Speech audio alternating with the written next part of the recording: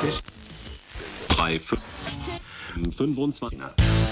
this episode, we chat with our old friend Phra Pandit to learn how, or how not, Buddhism is evolving and adapting to a quickly changing world. So if you're curious how one of the world's oldest religions can remain relevant as we speed forward into the 21st century, you'll love this episode of the Bangkok Podcast.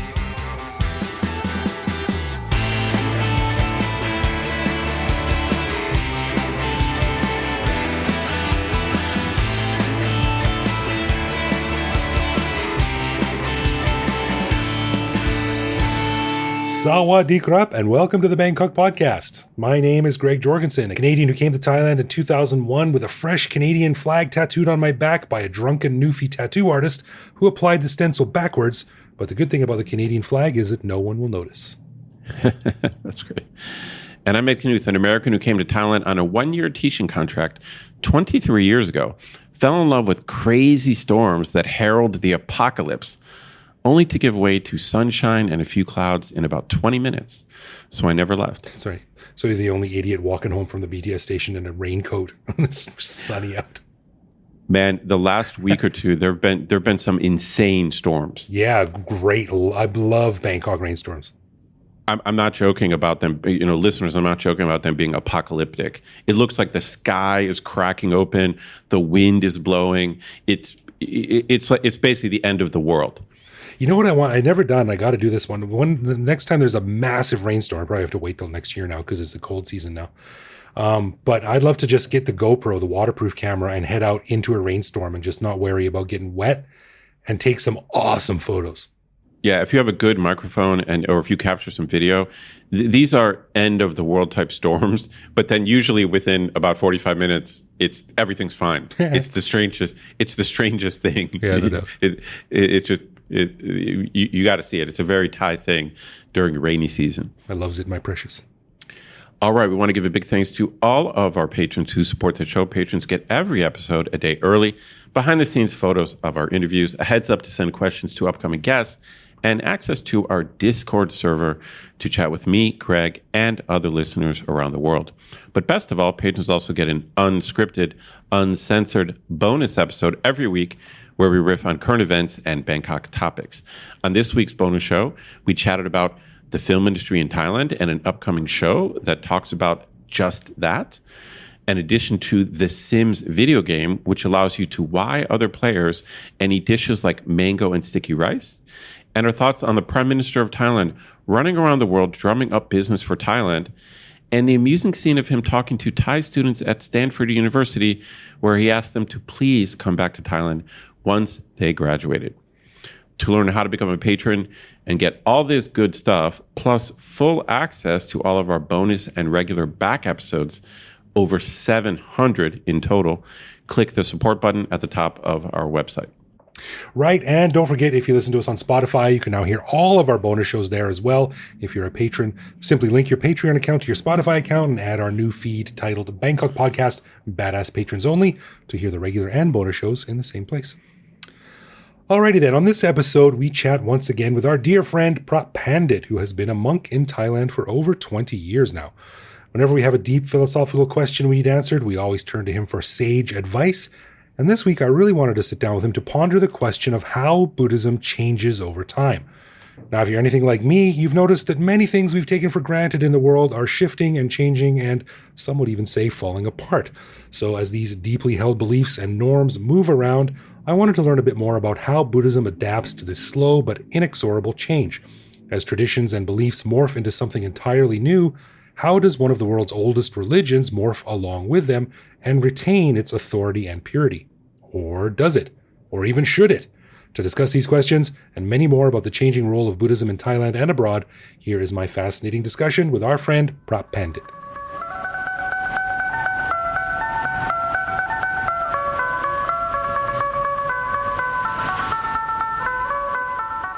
Well, we are very happy to have back our old friend Phra Pandit, a resident Buddhist monk in Thailand and the senior Buddhism correspondent for the Bangkok Podcast. Phra Pandit, welcome back. Glad to have you on the show again. Hey, good to see you. Now, usually we do these in person, but this time we're doing it online, which is a little bit of a departure for us. So I prefer sitting across a table from you because there's a lot of nuance that you have in your explanations, but I'm sure they'll come across just fine over the computer as well. Yeah. Well, this week I wanted to have you on the show to talk about something that I find very interesting, and I read something about it quite recently, and it's sort of how Buddhism is adapting itself to Western culture. And it's becoming sort of I think it's safe to say that Buddhism has always been, it's a very old thing. It's a very old way of thinking. And for a long, long time, it was considered sort of this fringe religious thing. But over the past decades, it's moved into the mainstream, and now it's very mainstream. But things change, society changes, culture changes, and religions change as well. So I was reading something about how Buddhism is adapting itself to Western culture. And I thought we could discuss that, and if it's diluting itself or if it still remains as relevant as ever. What do you think about that? Well, you said it's fringe. I presume you mean Buddhism was fringe in Western culture. Yes, Right. if for a long time in Western culture it was considered, I guess, fringe, yeah. It may have been more popular than one would think. I mean, when I started with Buddhism, there were actually a lot of people knew about it. There were actually quite a lot more retreat centers than you would possibly expect. Oh, So it was reasonably well known. I was in New Zealand at the time, and there's very little in New Zealand. Drinking, rugby, and sex was pretty much the entire culture. Although I should say I was in part of New Zealand that even New Zealanders don't go to. But even then, there was a monastery down south. There was a retreat center up north, and so I found books. I found places to go, and when I told people that I had started to do it, a lot of people were, "Oh yeah, I've done that too." So Really? Okay. it may be something that you don't necessarily trumpet around. If you become a born again Christian and you go knocking up all your friends, telling them that they should receive the good word. Right. But when you become a Buddhist, you tend to just keep yourself to yourself and stay quiet. So that may be one reason why it seems more of a fringe. These days, it certainly mindfulness has become pretty much mainstream. I mean, I've seen it everywhere. The Houses of Parliament in Britain were doing it. Schools have been teaching it. The army was teaching it. I Right. don't know what they're doing, how to shoot people mindfully. I don't know. But it has become rather well known. Everybody knows about mindfulness now. You see it in movies and things like that, Yeah. usually in a joke form. But just show it. Everybody seems to know what it is. And when I started, that was not really the case. Mhm. That was about 25 years ago. I remember, you remember the great British film Fish Called Wanda. And there was that very funny line in there where this psychotic assassin claims to be a Buddhist, and he has to meditate before he kills someone, and he's chanting a mantra one time, and she says, "What are you doing?" And he said, "It's what the Buddhist monks used to say before they went into battle." And so I think it was really misunderstood and joked about and used as a bit of a prop for a lot of gags and stuff for years and years. But like you said, now it's very mainstream. Students are learning it in school and all over the place. Well, they're learning mindfulness. It's not necessarily the same thing as Buddhism. But I should say, Fish Called Wanda was written by John Cleese, who himself is pretty knowledgeable about Buddhism and has done meditation. He's read a lot of books about psychology, about Buddhism. He's done meditation himself. So that's probably where it came from in the movie. Well, then let's talk more about the religious side of things. And while mindfulness is very, very common, I think Buddhism is becoming much more mainstream as well. But I want to read something here from a website I found that talked about, they call it Neo-Buddhism, and it's New Buddhism, and about how it's sort of being adapted for Western culture. So let me just read this short paragraph. It describes Neo-Buddhism as appropriating elements of Western philosophy, psychological insights, as well as themes increasingly felt to be secular and proper. It de-emphasizes or denies ritual elements, cosmology, gods, icons, rebirth, karma, monasticism, clerical hierarchy, and other Buddhist concepts. Instead, modernistic Buddhism has emphasized interior exploration, satisfaction in the current life, and themes such as cosmic interdependence. Some advocates of Buddhist modernism claim their new interpretations to be original teachings of the Buddha and state that the core doctrines and traditional practices found in Theravada, Mahayana, and Vajrayana Buddhism are extraneous accretions that were interpolated and introduced after Buddha died. What do you think of that?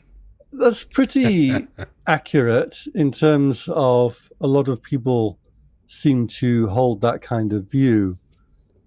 However, it's not really a thing, or not yet. The way that that passage seems to present it is almost like there's a group who have said this and put this forth as a doctrine. I think that's really more of a summary of perhaps a stance of a lot of people, rather than a doctrine or a group of some kind. But broadly, I have seen this a lot, stripping away parts of Buddhism that they don't like and just adopting things that they do like, which I like the term Neo-Buddhism, because then people are bringing in all kinds of other practices and mishmash of things that they kind of like a bit of yoga and a bit of Ken Wilber and a little bit of Alan Watts maybe, and a little bit of environmentalism, and shoving it all together. And then Buddhism kind of gives it a veneer of spirituality. And so I have seen this quite a lot. Naturally, as a purist Buddhist, I tend to do tu, if you know Thai, which means I tend to look down on that a little bit. So as it's changing and evolving then, and people are adapting it to their own lifestyles, I mean, at what point does it stop becoming Buddhism? I mean, one of the things that people always argue about, at least laymen like myself, is whether Buddhism is actually a religion or whether it's just a school of thought or a philosophy. But how much of it can you take apart and change before it stops becoming a religion or even a philosophy? Like, I guess it never stops becoming a philosophy, but when does it start to lose its potency, I guess you could say? Well, I have a very clear answer to that it stops becoming religion when you stop dealing with the ultimate or the summum bonum.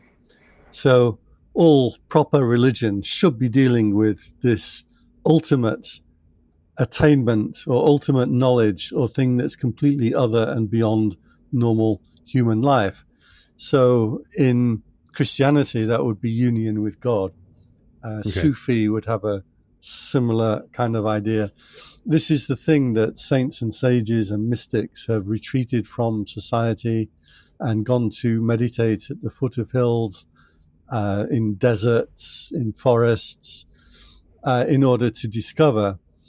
When you lose that teaching of enlightenment, then what you end up with is a lifestyle.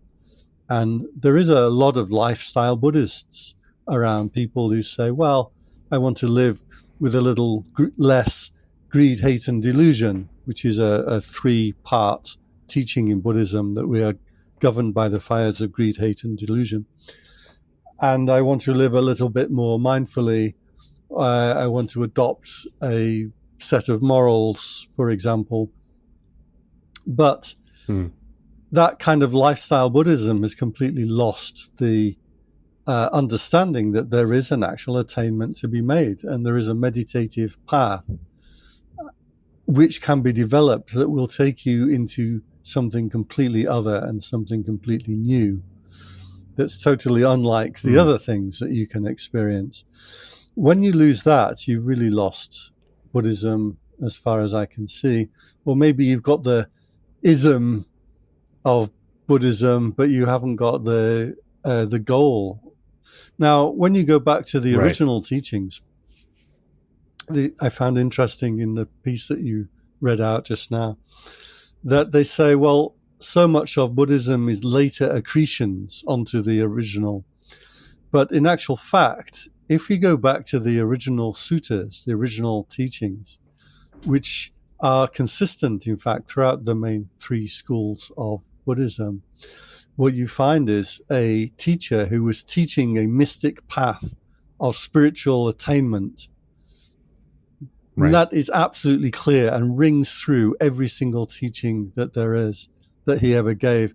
He talked about karma. He talked about rebirth. He talked about enlightenment. He talked about this deep spiritual union or attainment that can be made in meditation only by the people that retreat to some degree from society and turn their attention inwards and meditate. So anyone that wants to rewrite Buddhism or say so much of these things are later accretions, they're just absolutely wrong. That is not borne out by the record that we have. There are things that have been added to Buddhism. Basically, the Buddha taught this mystic path of turning the attention into this like mystic union that can be found in meditation. Okay. And that was his jam the whole time. But what he didn't teach was really a religion that could be applied in society. When you look at Buddhism today in Thailand, the local temple is still the heart of the society. It's where people go for local festivals and ceremonies, where they go for healing, they go for meditation, they go for schools. Most schools around Thailand are actually in temple grounds, on temple property. So Buddhism certainly developed a lot further than the original remit of a meditative path. Mm-hmm. And I don't think that's a bad thing. It necessarily means there's going to be more chanting and more ritual, more, local ceremonies where everybody comes together on the special days and brings their car in for a car blessing. The car. Germ rot. Or when they get married, come for some ceremony, or often the young men will come and ordain for a short period of time before they get married or after they leave school. So certainly the role of Buddhism has expanded massively from that original remit, and I don't think that's a bad thing. So now it's funny because this goes into an argument that I'm sure a lot of people have had for a lot of different religions, but we say, I don't really think that it's appropriate to be changing in this way and this way and this way. If you went back to a monk in Thailand 500 years ago or 1,000 years ago, and you explained how Buddhism is now for Phra Pandit, would he think like, that's a perversion of what's happening now? That's ridiculous. It doesn't count. It's wrong. I don't think they would look upon Buddhism as being wrong. They may look upon our society. If you could bring that person here and they saw everybody staring at their phones and computers, walking around, looking into their phone, they might think this is rather weird and odd. But no, I think... Well, you don't need to go too far back to get someone to criticize that. That's my mom's generation. You're right.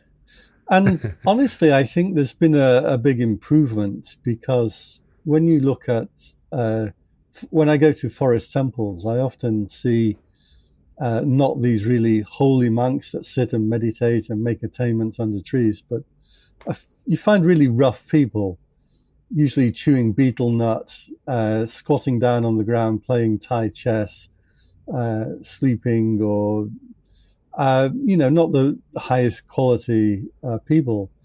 I think as society and education in society has improved, I think Buddhism has improved with it. So I would think that today's monastics are really of a pretty good caliber compared to the past. That's interesting. I think a lot of people in the West think of Buddhism as kind of hip or cool or alternative, and it's sort of like if you said you were a communist, like people would be like, oh, that's interesting.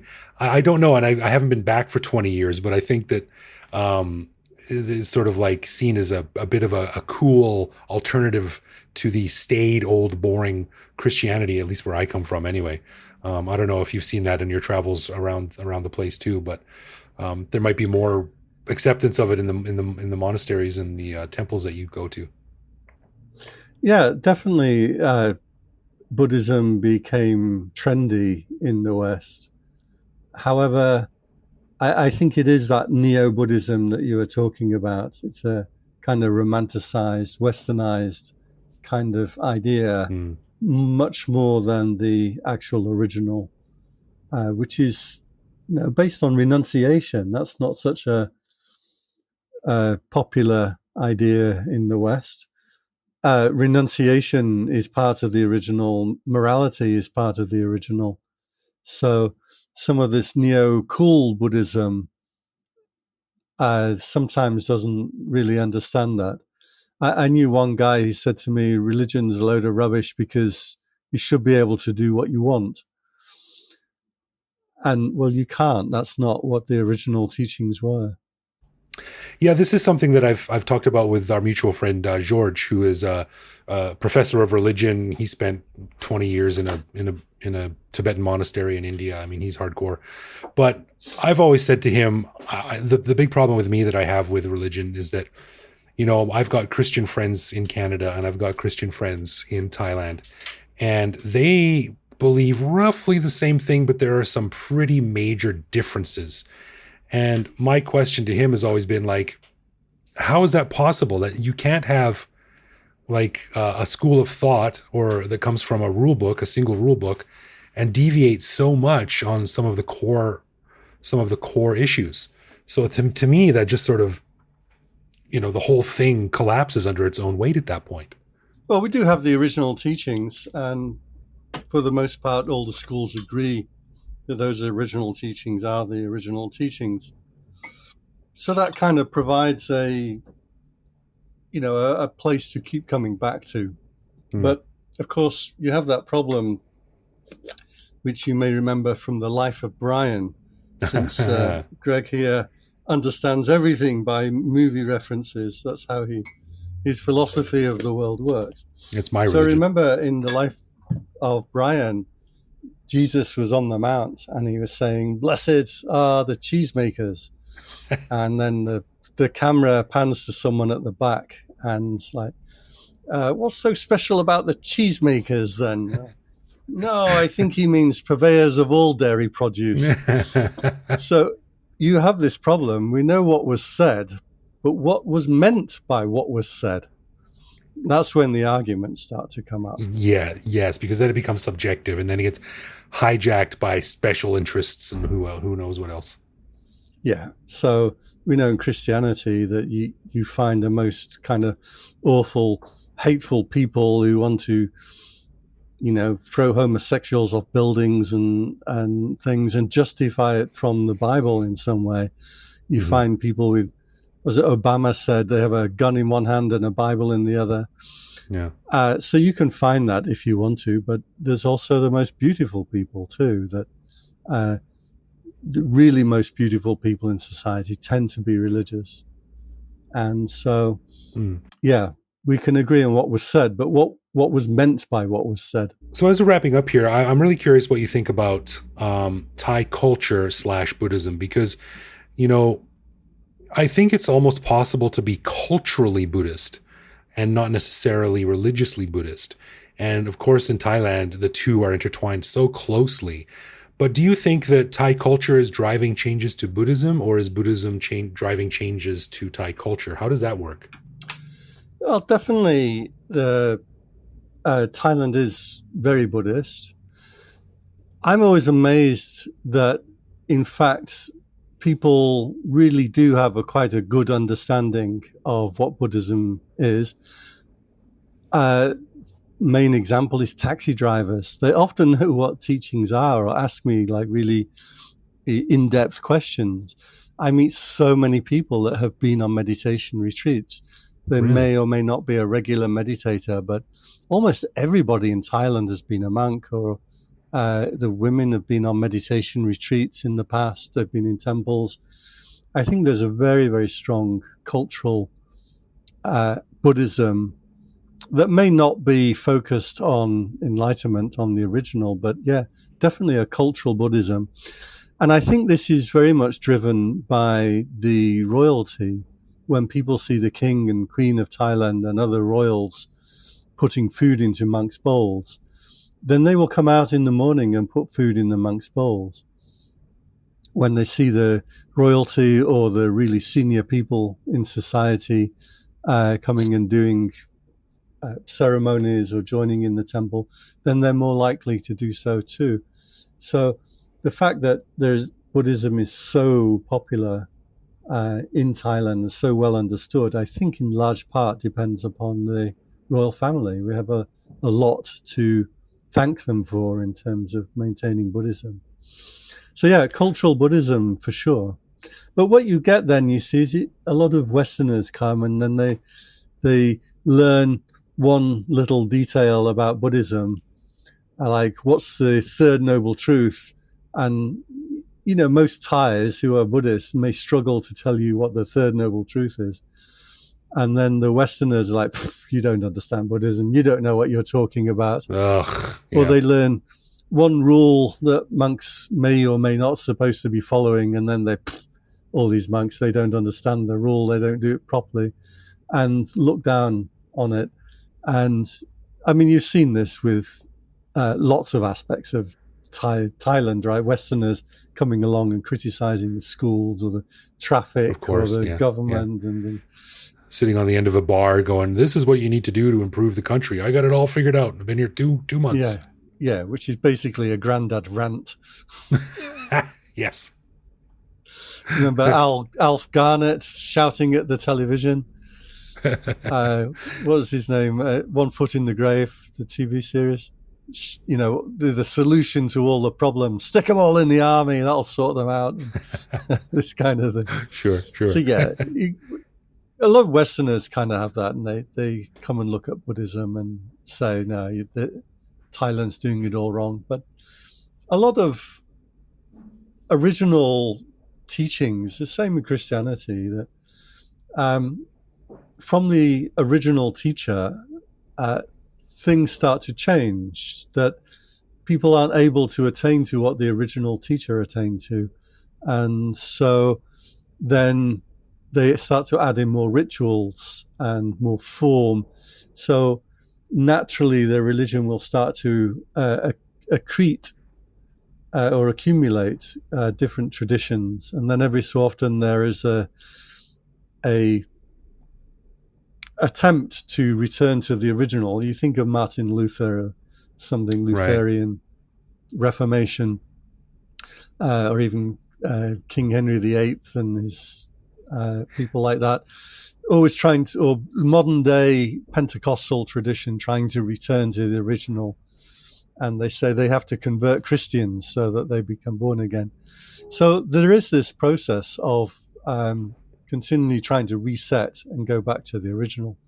One of the things I find funny, a funny story that was from the Bible. And if you remember, Jesus and Peter are in the boat, and then I think it's Peter, and Jesus gets out and he walks on water. And then Peter says, wow, how do you do that?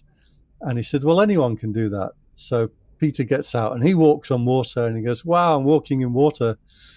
But then his doubt starts to waver and he sinks. And Jesus says, oh, ye of little faith. I may have really corrupted the story. I don't know. But it kind of makes the point that the people who come afterwards are not quite going to be up to the level of the teacher who came before. So Buddhism in Thailand has been like that there's always a constant renewal and then a degeneration and a renewal and a degeneration. But I'm quite happy in Thailand. I think people have a strong, innate understanding of what Buddhism is, what it means. I think it plays a big part in the very sabai and peaceful nature of Thai people. Yes, I think it does. And I think it is possible here and, to be culturally Buddhist as well. I am not religious, but if, you put a gun to my head, which is probably not the best way to start that sentence, but if you put a gun to my head, it would probably be Buddhism all the way for me. So I think it's possible to pick and choose a little bit as long as you don't become all militant about it, and just sort of use the lessons to improve yourself and improve your life. Whether some people look down on it or not, I think is a pretty subjective thing. But as long as it's making you better, where's the harm in that, I guess?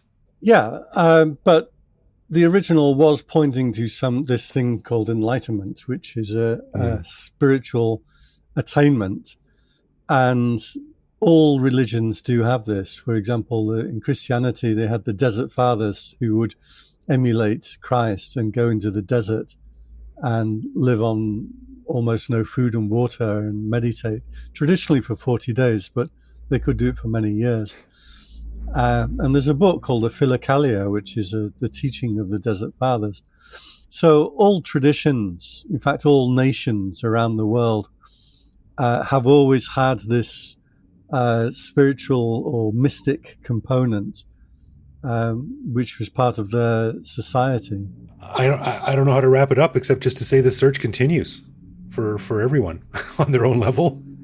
There is something that I call lifestyle Buddhism. So that's the people who say, well, I want to live a little bit more mindfully, maybe do a bit of meditation, maybe downsize a little bit more and be less greedy. And so we'll call that Buddhism. And, that's not a bad thing. So that's kind of part of the Neo-Buddhism you were talking about.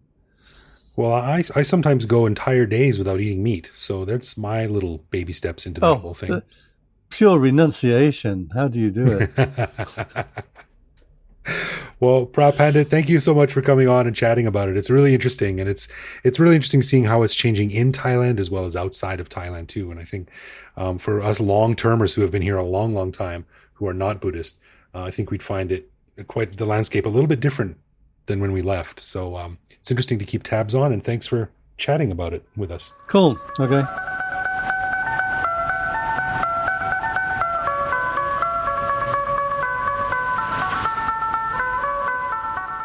All right, Mr. Greg, I got a bone to pick with you. I should have done this interview. You stole this. This is my world. I didn't steal nothing. You stole it. I would have loved to have talked to him about this stuff. I mean, it overlaps a little bit with my last interview with him. But yeah, I love this topic. I love this topic of ancient wisdom getting mixed with modern stuff, which may or may not also be wisdom. So I you know what I mean? I like. You guys touched on modern versions of Buddhism that are kind of more scientific, more secular, maybe less focused on supernatural stuff. Sure. And I like that stuff. So, there's a whole movement referred to, usually people call it secular Buddhism, which is trying to retain things from Buddhism that are not supernatural. But there's a debate about whether that really counts as real Buddhism or not. Mm-hmm. But so I kind of like this attempt to bring Buddhism and science together.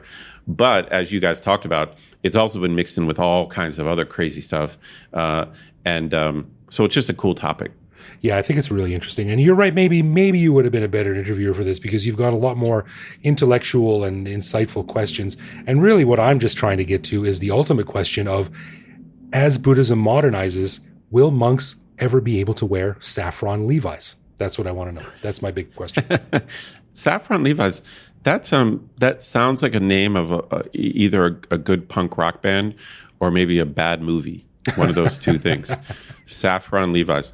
That could become a fashion trend. You might have sparked something there. You never know. But it was an interesting discussion, and I am curious about these things myself. And it's funny because I am an atheist, but I always kind of wish that I had studied theology in university because I find it just a fascinating area to look at and a really good way to get an insight into our civilization, our society, sure, our culture. And, drilling down a bit further, Buddhism is a really good way to get insights into Thai society and culture as well. So it's just sort of like this endless well to keep going back to, and there's different facets and ways to look at it. So I love discussing stuff like this. And Phra Pandit is he's just the perfect guy, as we have said many times. And I got to do another show with him. There's so many things I want to talk to him about. I really enjoyed our show on, meditation and meditation retreats, but that was just the beginning. We got to do some more. That's right. Well, we send many thanks to Phra Pandit, and hopefully we'll have him back on the show soon, maybe early in the new year as we move towards the end of 2023. What year is it? 2023. That's right. Absolutely. Yeah. All right, let's do something we call Would You Rather, where one of us picks two contrasting situations tied to Thailand to debate and choose which one we'd prefer. Ed, throw it at me. What do you got? All right. A little bit of a weird question, but I was just thinking about this the other day. I like it already.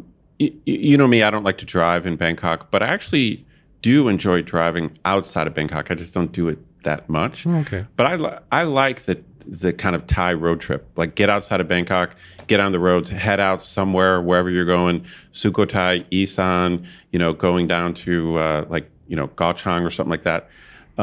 But I've also driven a lot in the U.S. I've taken some big road trips in the U.S. Okay. So here's my question to you. Thai road trip, or I guess in your case, Canadian road trip.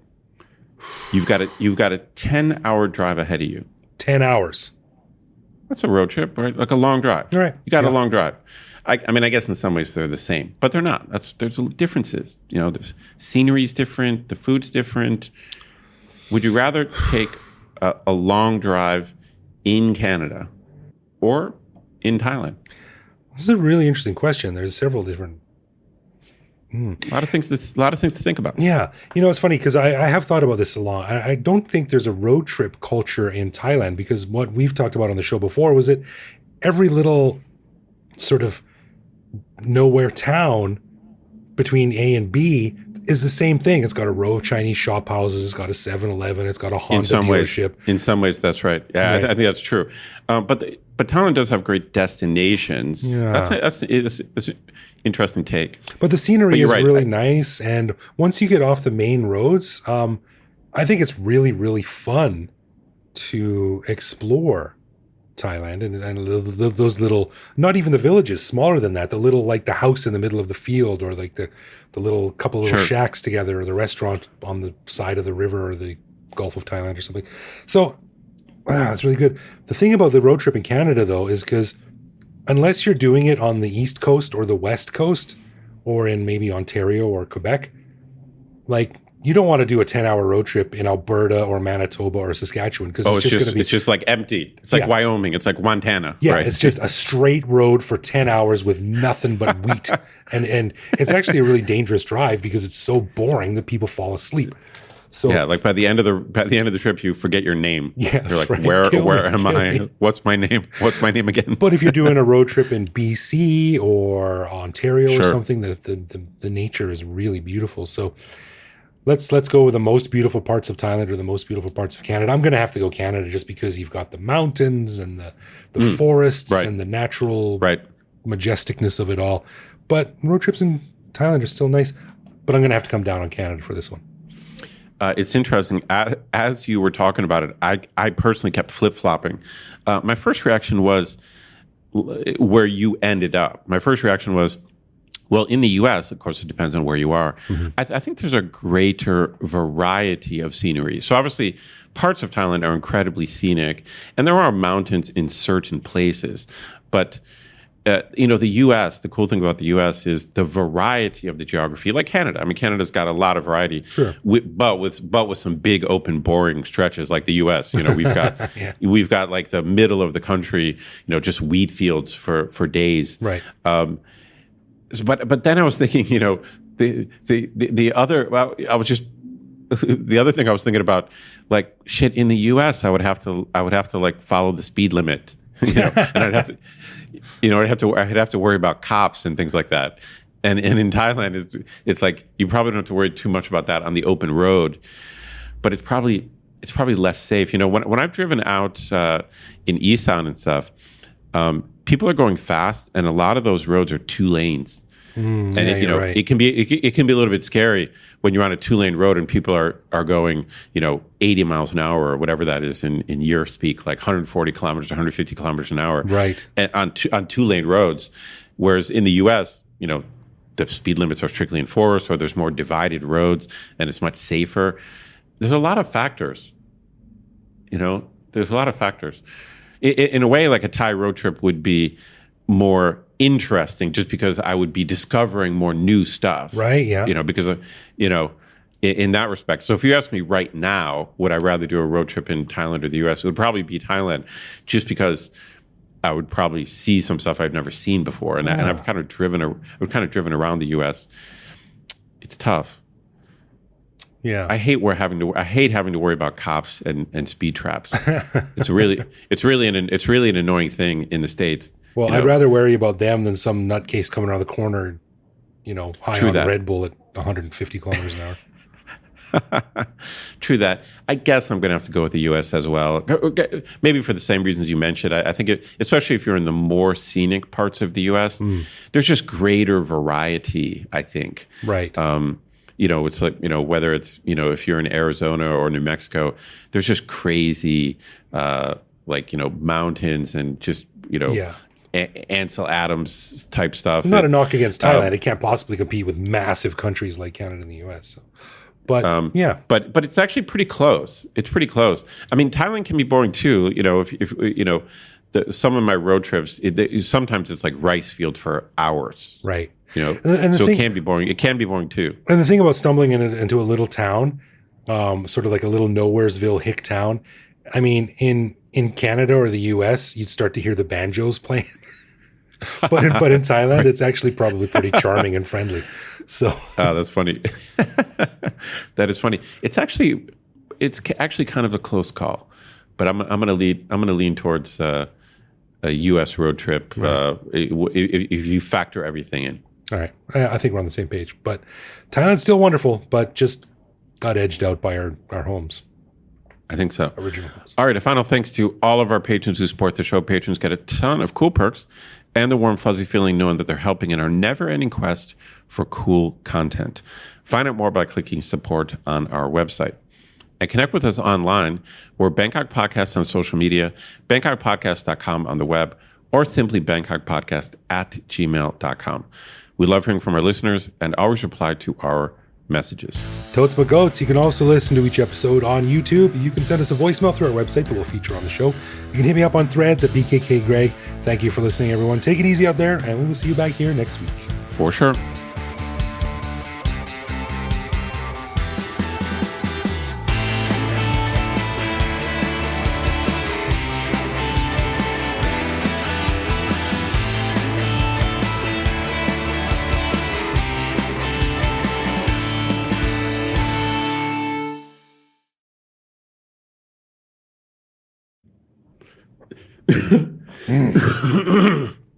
Harumph. I really am on the edge of losing my voice.